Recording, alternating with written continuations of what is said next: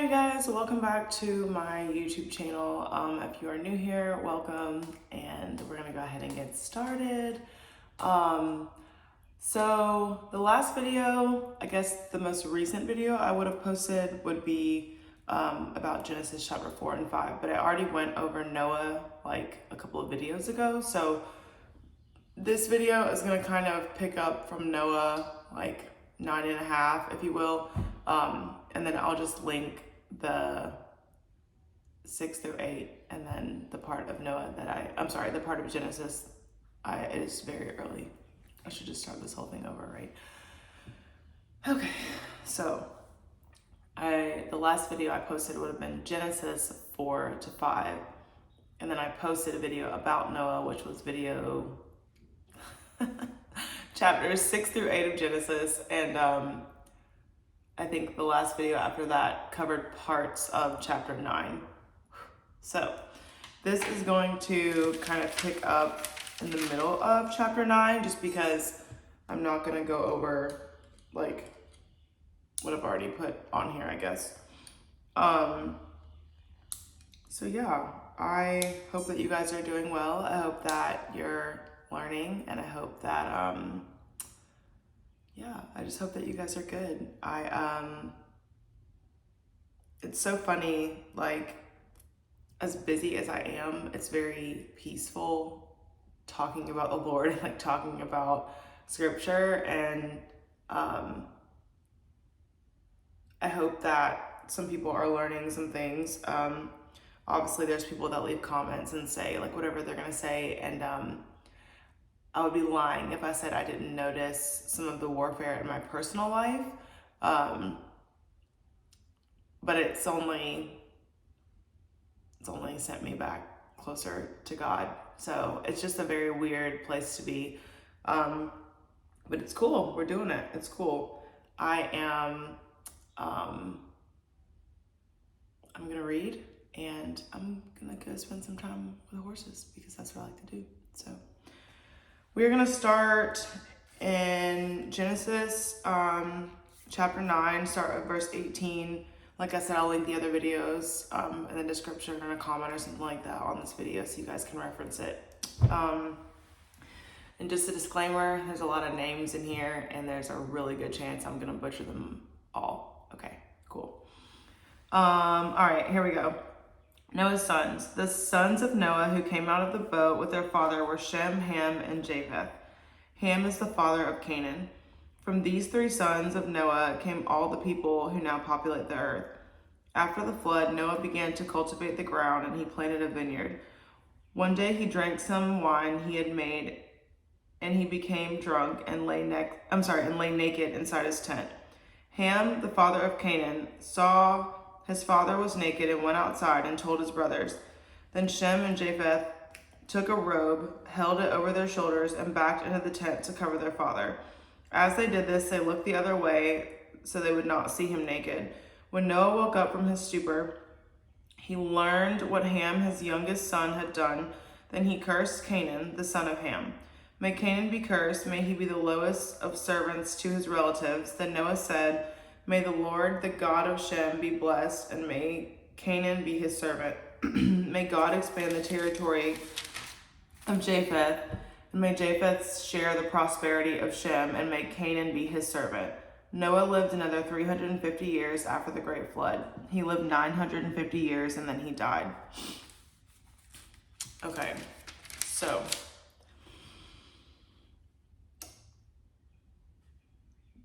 this, I just feel like I've talked about a lot of the same topics lately, and they have all been very close to or some type of sexual lifestyle, whether it's fornication or homosexual lifestyles or just lust in general. And that's what this little piece of it is about. So Noah cursed Canaan, which if you look up like the Canaanites, that's in the same umbrella, if you will. So Ham saw his father naked. and went outside and told his brothers. So if you look this up in other versions, they write it differently. And so verse 21, it says, one day he drank some wine he had made, and he became drunk and lay naked inside his tent. Ham, the father of Canaan, saw that his father was naked and went outside and told his brothers. So his brothers, obviously, we can conclude from scripture that God is not, this is just, I keep going back to this. God is clearly not okay with that. God is not okay with homosexual lifestyles. I feel like I've said it every video. Not saying that Ham, like, doesn't tell us in depth, like, how he felt or anything like that, but obviously you can see that there was something going on, there was something in this story that we can conclude from reading it that for Noah to curse his son, it was a big deal.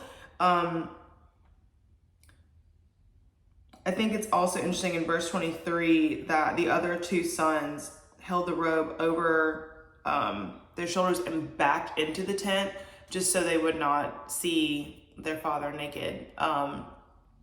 And honestly, too, it's also like to honor their father. Like, the youngest one was like, oh, but I think I looked in the Passion Translation, I believe, which I don't really use that one often. I was just looking for other explanations, and it kind of stated that, I guess, Ham was looking at his father in a more, I guess, sexual or just in a more, or you get what I'm saying? Yeah, so it was just in an inappropriate way. That was, I think, exactly what it said. So, yeah.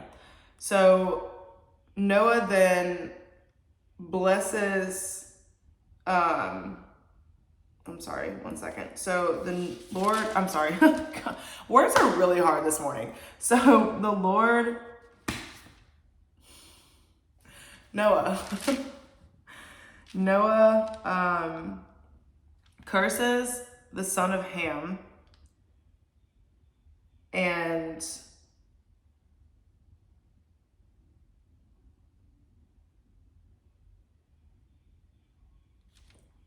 asks God to basically bless the other two and have Ham's son be their servants.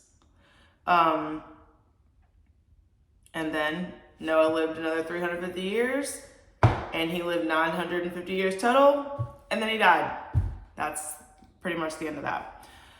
All right, chapter 10. This is where the names get a little crazy. This is the account of the families of Shem, Ham, and Japheth, the three sons of Noah. Many children were born to them after the great flood. The descendants of Japheth were Gomer, Magog, Madai, Javan, Tubal, Meshech, and Tyrus. The descendants of Gomer were Ashkenaz, Rephath, and Togarmah. The descendants of Javan were Elisha, Tarshish, Kittim, and Rodanim.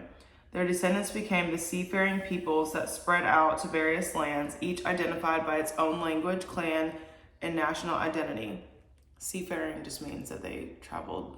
They were probably like seamen. They traveled the sea. The descendants of Ham were Cush, Mizraim, Put, and Canaan.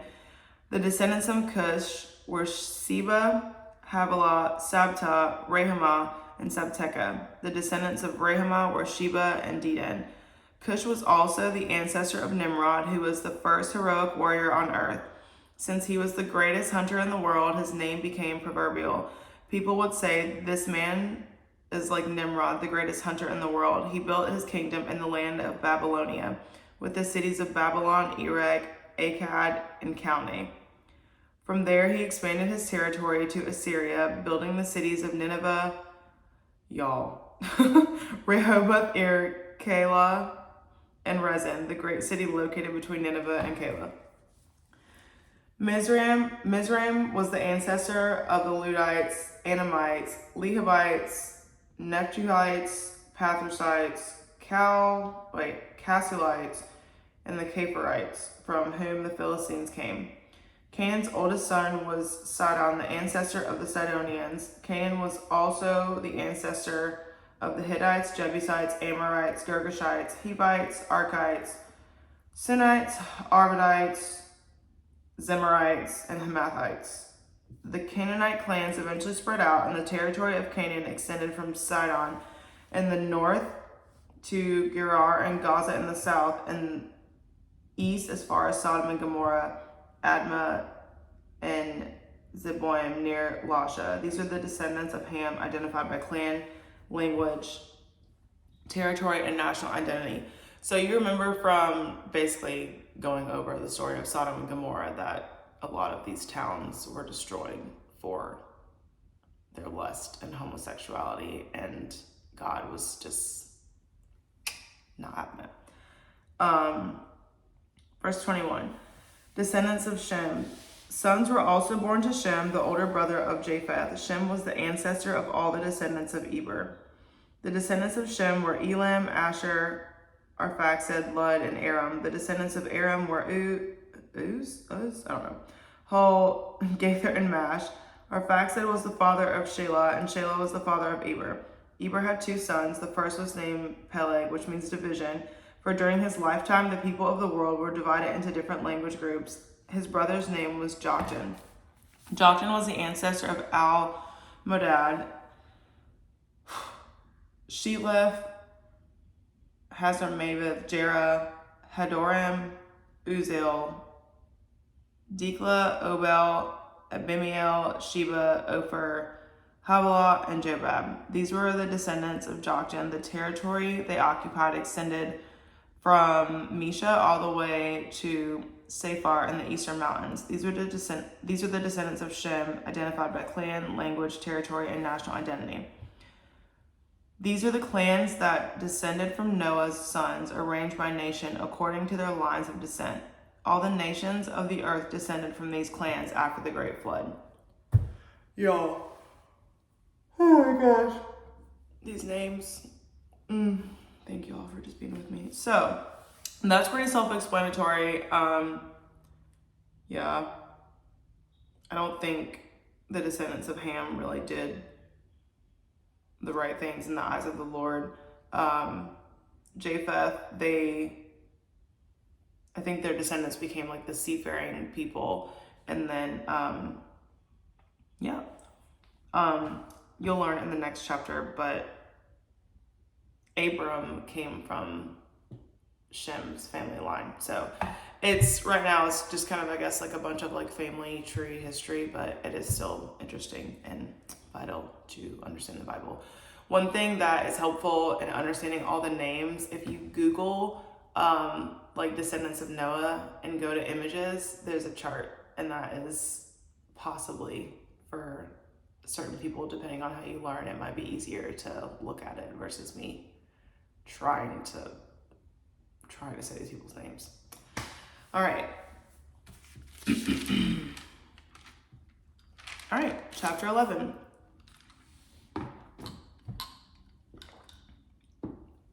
Okay.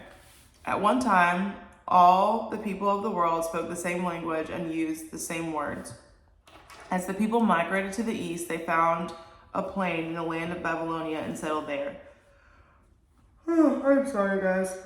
They began saying to each other, "Let's make bricks and harden them with fire." In this region, bricks were used instead of stone, and tar was used for mortar. Then they said, "Come, let's build a great city for ourselves with a tower that reaches into the sky. This will make us famous and keep us from being scattered all over the world." But the Lord came down to look at the city and the tower the people were building. "Look," he said, "the people are united, and they all speak the same language. After this, nothing they set out to do will be impossible for them. Come, let's go down and confuse the people with different languages. Then they won't be able to understand each other." In that way, the Lord scattered them all over the world, and they stopped building the city. This is why the city was called Babel, because that is where the Lord confused the people with different languages. In this way, he scattered them all over the world.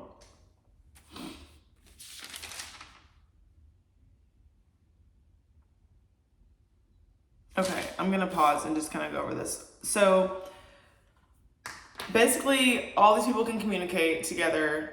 They're speaking the same language, they understand each other, and they get this brilliant idea to build this tower to basically take them to heaven in a way, if you will. So in verse 4, it says, "Come, let's build a great city for ourselves with a tower that reaches into the sky. This will make us famous and keep us from being scattered all over the world." So my first question, and I think it's really interesting, is that they knew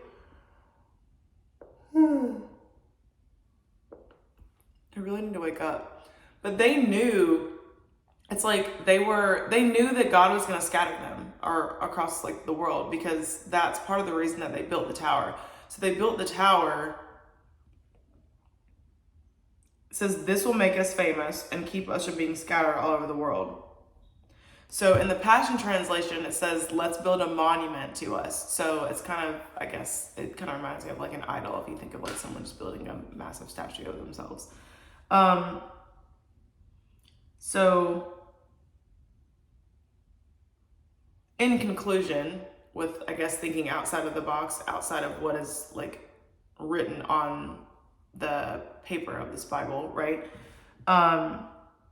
This will make us famous and keep us from being scattered all over the world. How did they know that they were going to be scattered all over the world? And like their solution to that was to build a tower. And it says, "Let's build a great city for ourselves. This will make us famous." Like there was no, like, I guess, concern for like God in this.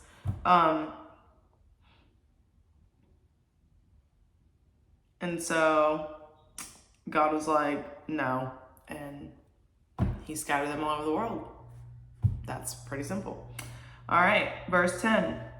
This is the account of Shem's family. 2 years after the great flood, when Shem was 100 years old, he became the father of Arphaxad. After the birth of Arphaxad, Shem lived another 500 years and had other sons and daughters. When Arphaxad was 35 years old, he became the father of Shelah. After the birth of Shelah, Arphaxad lived another 403 years and had other sons and daughters.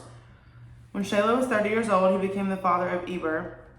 After the birth of Eber, Shelah lived another 403 years and had other sons and daughters. When Eber was 34 years old, he became the father of Peleg. After the birth of Peleg, Eber lived another 430 years and had other sons and daughters. When Peleg was 30 years old, he became the father of Reu. After the birth of Reu, Peleg lived another 209 years and had other sons and daughters. When Reu was 32 years old, he became the father of Serug. After the birth of Serug, Reu lived another 207 years and had other sons and daughters. When Serug was 30 years old, he became the father of Nahor. After the birth of Nahor, Serug lived another 200 years and had other sons and daughters. When Nahor was 29 years old, he became the father of Terah. After the birth of Terah, Nahor lived another 119 years and had other sons and daughters. After Terah was 70 years old, he became the father of Abram, Nahor, and Haran. So I think it's interesting too, because remember, people were living for like hundreds of years, like 900 years. And if we go back to Genesis 5, the descendants of Adam, it was like Seth lived 912 years, then he died. Enosh lived 905 years. Mahalalel lived 895 years. And now it's getting cut short. I should not laugh at that. Just the way I said it, sorry. I'm not laughing at the people dying. So 2 years after the great flood, Shem was 100 years old. Shem lived another 500 years. So he lived 600 years. And then his son lived about 440 years. Then his son lived about 430 years. Then 460. Then 230. So like, as you can see, like that was another, I have to go back exactly where it was.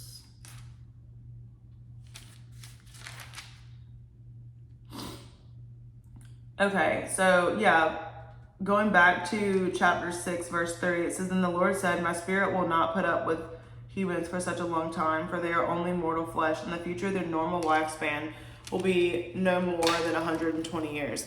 So it's not 120 years like right now in what we're reading, but clearly God is keeping that promise, because he is not a man that he shall lie, but we're watching it happen in scripture. So, okay, last little bit. This is the account of Terah's family. Terah was the father of Abram, Nahor, and Haran was the father of Lot. But Haran died in Ur of the Chaldeans, the land of his birth, while his father Terah was still living. Meanwhile, Abraham, it's just because I know his name is going to be Abram, he's Abram right now. Meanwhile, Abram and Nahor both married. The name of Abram's wife was Sarai, and the name of Nahor's wife was Milcah. Milcah and her sister Iscah were daughters of Nahor's brother Haran, but Sarai was unable to become pregnant and had no children. One day, Terah took his son Abram, his daughter-in-law Sarai, his son Abram's wife, and his grandson Lot, his son Haran's child, and moved away from Ur of the Chaldeans. He was headed for the land of Canaan, but stopped at Haran and settled there. Terah lived for 205 years and died while still in Haran. So, okay, it's a lot of like family tree kind of stuff. Like I said, if you actually Google, for me, I can obviously like learn by reading, but sometimes looking at things visually is helpful.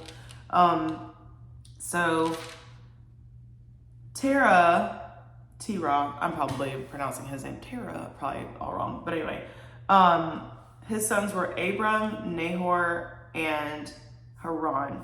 So Haran's son was Lot, which is where Abraham and Lot come in later, and we've already gone over that. I think that was Genesis 19. But what I realized last night while I was looking over this is that one of their brothers married the deceased brother's daughter, which I think, I don't know. I would have to look this up, because I know that sometimes, like in the book of Ruth, it's like a family redeemer type of thing, but that's kind of what I would assume. But it's also interesting that Terah took Abram, Lot, and Sarai and moved away. And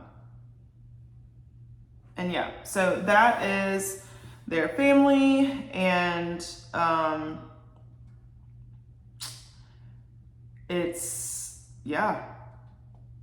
and I guess Milcah, Iscah, and Nahor just stayed where they were at. So that's really it. That's like 9.5, 10, and 11. So yeah. The next video I'm gonna do is gonna be 12, 13, 14. Ooh, this one's gonna be a little lengthy. I don't know. So the next video is gonna be more about like the call of Abram and kind of like Abraham and Lot, which, not to be like biased, but that's gonna be more interesting than what I just read. So I'm not 100% sure how I'm gonna do that. I guess I may just do it in different parts because it is kind of long. So yeah. But all right, cool. Well, thanks guys for watching. I'll see you guys next time.